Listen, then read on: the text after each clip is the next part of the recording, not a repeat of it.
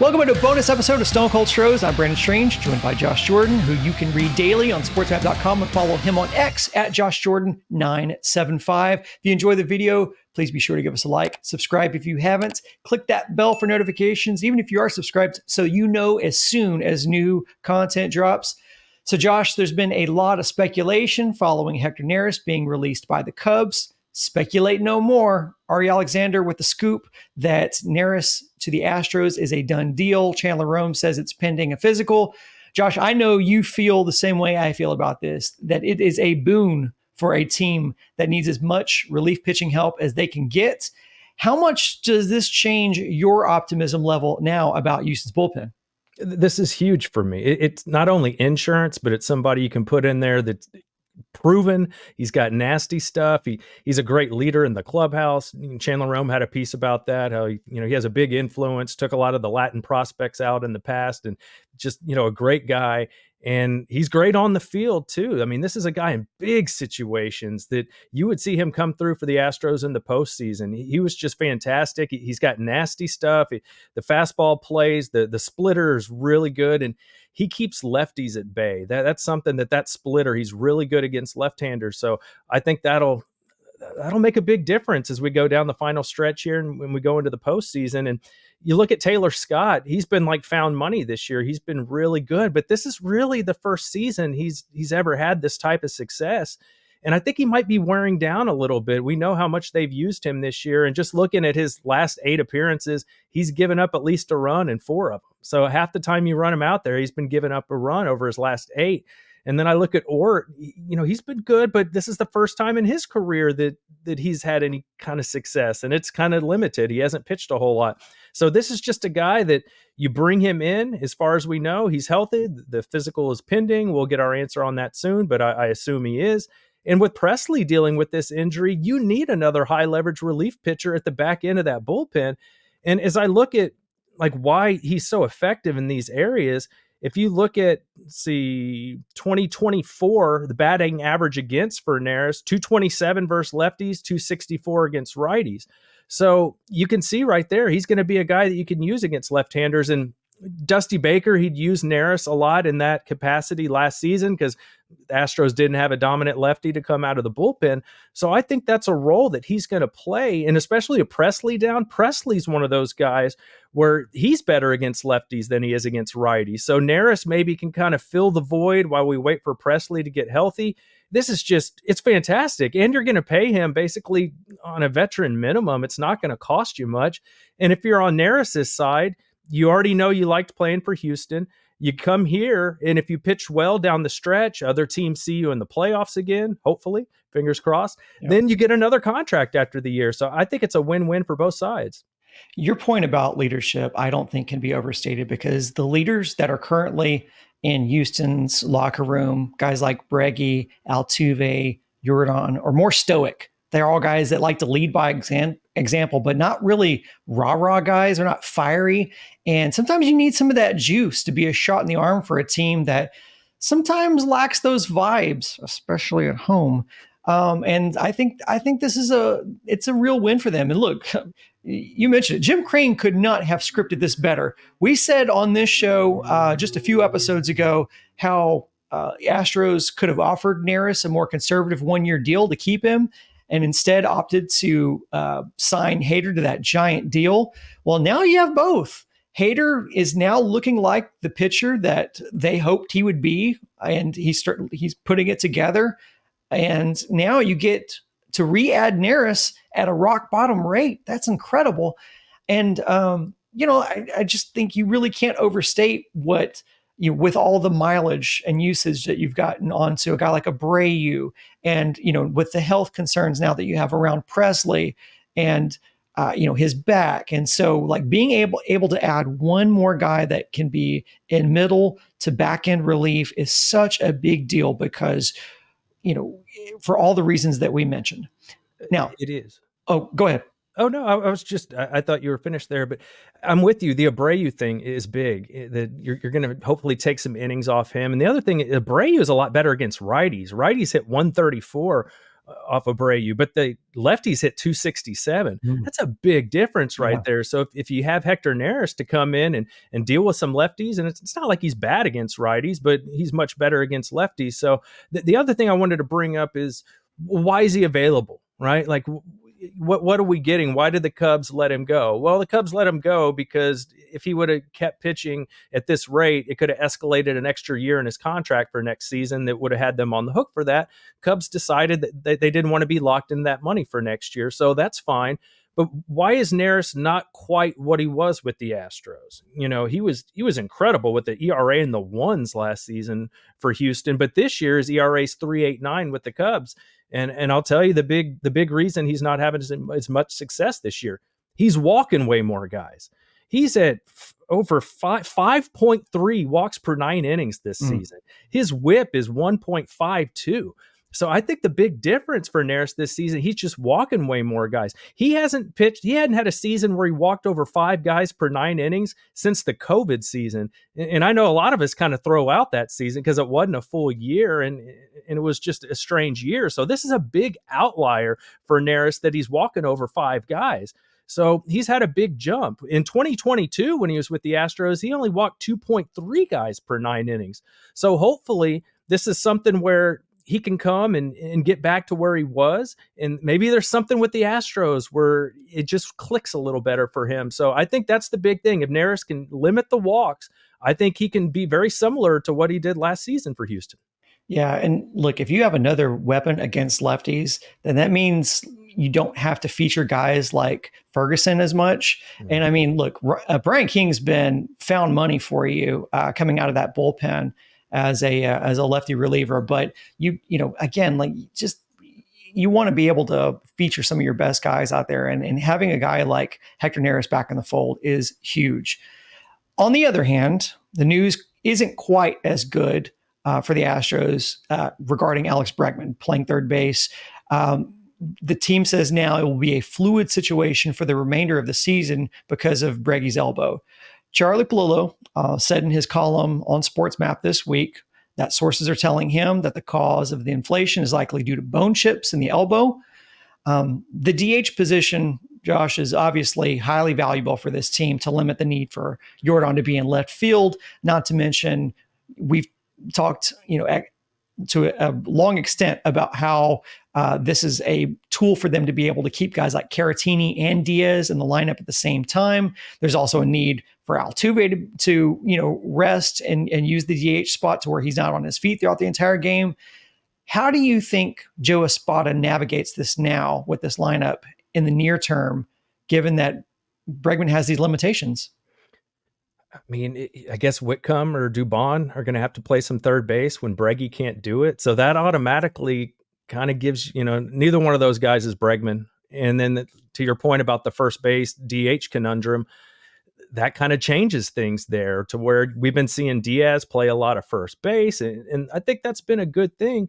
But it limits you with Jordan also because, as much as left field as he's been playing this year, and that's fine. I know we get a little worried about Jordan, running around out there. Could something happen? But the other thing is that there's some places they don't like playing Jordan in the outfield. We saw in the Tampa series that they didn't play him out there. They didn't want to play him in left field. So as we go forward, it's going to be interesting to see how do they balance that. And is this something that Bregman can kind of just work through, a couple weeks or a week or whatever to kind of get the inflammation down, and then he's able to play third base again?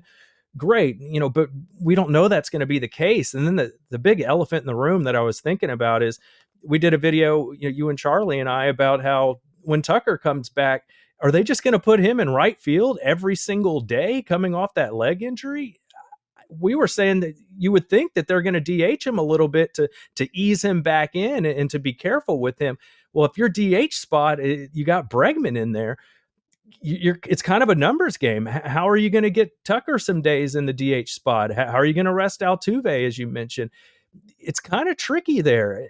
This is not a good situation. And like I said, as good as Jordan's been in left field, they seem to like to use him in the DH spot as well. So it's going to be a numbers game. Espada is going to be challenged with this. Hopefully Breggy's not out of it, for too long. But the other point about Bregman is, you remember that game the other day where they have 4 errors, Yep. and Dana Brown talked about it on the flagship, how much he missed Bregman being at third base. As good a hitter as he is, he's a fantastic third baseman. Yep. And part of that's that arm. Is he going to be able to be Alex Bregman when he does get out there at third base? That's a big part of what he brings to the team, is fantastic defense. Yes, and also worth noting too that we have seen a drop off in that infield defense, and we've seen some misplays at first now. So if they're going to try to squeeze guys into the lineup by like trying to play them at first and rotate guys at first, you may see more of that, because there's a lot of plays. So many of those plays rely on timing. And so if you don't have chemistry with your with your infielders, whether it's variances in heights between the people who are playing there, or whether it's the familiarity and experience for being able to scoop throws that are low, it is just a real X factor that has to be accounted for now if you're going to rotate guys at first. And like I said, it's worth noting that we have seen some of these misplays, whether it's Yiner coming off the bag, or Singleton tossing the ball over onto the first base line. So it's when you're going to rotate these guys in, it's going to be hard for them to settle into a defensive rhythm if you're going to be playing different guys there. So that's not optimum, but obviously the health situation is not optimum either. So they're going to have to, make these judgments based off of what they think their best available, choices are. But yeah, the Tucker thing is a real question. I mean, obviously you're glad to have him back once you get him back, but yeah, how do you work him into a DH spot when you need it? I think you may just see more complete rest days from guys, because you're not going to be able to cheat with a DH position, and you don't want to risk reinflammation on Bregman's arm. So yeah, I think all those are genuine concerns. I think another wild card seem to be, how long does this free fall with Seattle continue? Because the Astros lost the series against Boston, and yet they gain a game in the standings. We've discussed the schedule and how this plays out in Seattle's favor. But given how the Mariners have played over the last 2 months, that may not matter, the difficulty of schedule necessarily. However, Houston has to keep their distance in the standings, because short of a sweep in that final series with Seattle, the Mariners will own the tiebreaker. That series is in Houston. So the prospect of playing a desperate Seattle team in Minute Maid in a park in which Yordan Alvarez now seemingly struggles to get the balls over the fence, that seemingly takes away the advantage of home field. Do you think I'm just being overly pessimistic on my part? No, because the situation's kind of flipped. For most of the season, the Astros have been trying to chase down the Mariners. Now they have a lead and they're trying to hold it. And as Charlie's pointed out in our videos, that the Astros play 20 of their remaining 36 games starting the Orioles series against the upper crust teams, like some of the best teams in baseball. Whereas the Mariners, after their series with the Dodgers, they only have 5 of their final 34 games against the best teams in baseball. So the schedule greatly favors the Mariners. So 5 games seems like a lot right now, but you scuffle a little bit, and then who knows, they could shrink that gap very quickly. So I absolutely think it's something to pay attention to. I mean, the Orioles and the Diamondbacks, I mean, there's so many good teams. And then the Astros, they finished the season against the Guardians, another really good team. So it's something to keep an eye on. And with these injuries and shuffling guys around, and basically they've been using Yiner and Yordan in the DH primarily. Are they going to have to start Jordan's in left and Yiner's catching even more often, or playing first base even more often? I even heard it thrown out on the flagship, like, could Breggy play some first base? Who knows if they would do that? They are trying different guys at first base. We didn't think we'd see DeZenzo out there playing first base, but it's a numbers game, right? Because even if you did that, then at third base, you're still running Whitcomb or Dubon out there. So not an ideal offensive option, at least so we've seen as far. Dubon, he'll hit around 250 for you, but I think he has like 4 home runs on the year. You're not getting any power out of third base. And with Whitcomb, we just don't know yet. He's only played a handful of games coming up from the minors. So we'll just have to wait and see there. So I'm not sure how they're going to sort it out, but Singleton is done okay. I thought it was interesting that when we did the video with Charlie the other day, I was like, hey, the Red Sox are going to run out 3 righties. I think we're going to see Singleton playing a lot of first base. He only started 1 game at first base. They went back to Yiner again over there. So it's curious, but we have to remember Caratini is under contract next year. So maybe Yiner playing first base a little more often is something that we're going to see. But you're right, as far as he's a different body size than Singleton and DeCinzo. DeCinzo's really tall. These infielders, they have to get used to who they're throwing the ball to. It's not just the first baseman getting used to it every day. Hey, am I playing here? Am I not? It's the infielders. It's Pena. My release point needs to be here for this first baseman and needs to be there for this other first baseman. So something to keep an eye on. It's nice to have options, but Joe Espada, and it leaves him open to be second guessed, right? Because there's so many different ways you could put this puzzle together.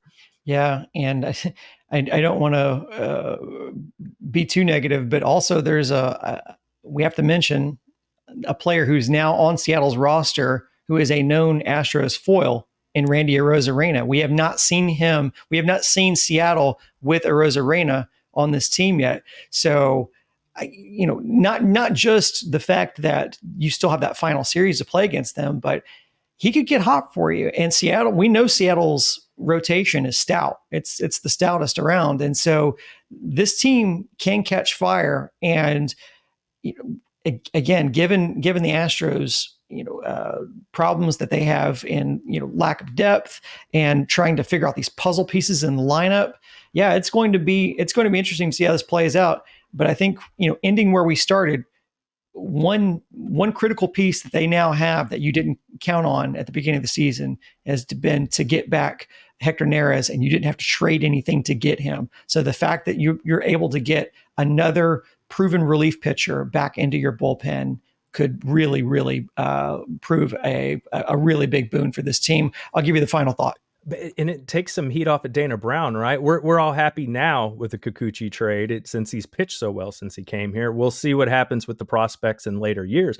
But Dana didn't do a whole lot as far as addressing the bullpen at the deadline. He brought in Ferguson, but we've kind of seen mixed results from that. Now you get to add Neris to this group. You've gotten to add Neris and Justin Verlander within 1 day of each other to this rotation in bullpen. So, I mean, wow, that the experience these guys have, and that they still have the stuff.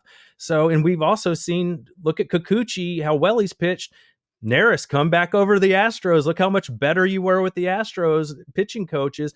I think we're going to see that the walks come down. I think, especially with Presley and Abreu, get some innings off of Abreu. Presley, we don't have to rush you back. You have other options.